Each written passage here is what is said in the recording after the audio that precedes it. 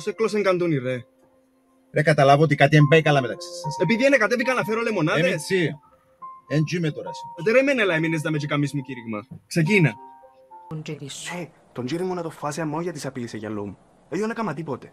Αμα τζίρος ξέρει πολλά καλά ποιος είναι που σκότωσε τον Μενέλαο. Ήταλος το ξέρει. Ήρθενεψες αργά και βούραν να πληθεί έξω από εκεί με το μαστραπί. Όλη νύχτα για ποιο σκόπο? Για είναι τα σκοπό να σου λάλεις. When did you come here? Oh, like a couple of days ago? Vacation?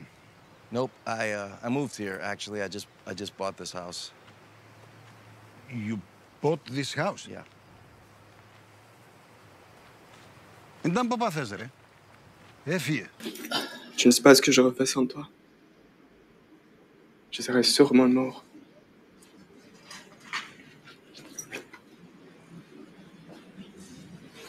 Hey, hey, hey.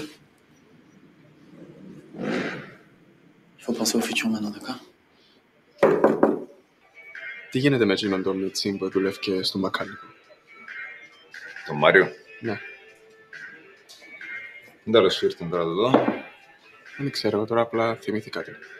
Δεν μάθετε τίποτε? Ακόμα τίποτα το συγκεκριμένο. Μάλιστα. Πάμε δηλαδή για επανάληψη του σκηνικού με το Σύρι.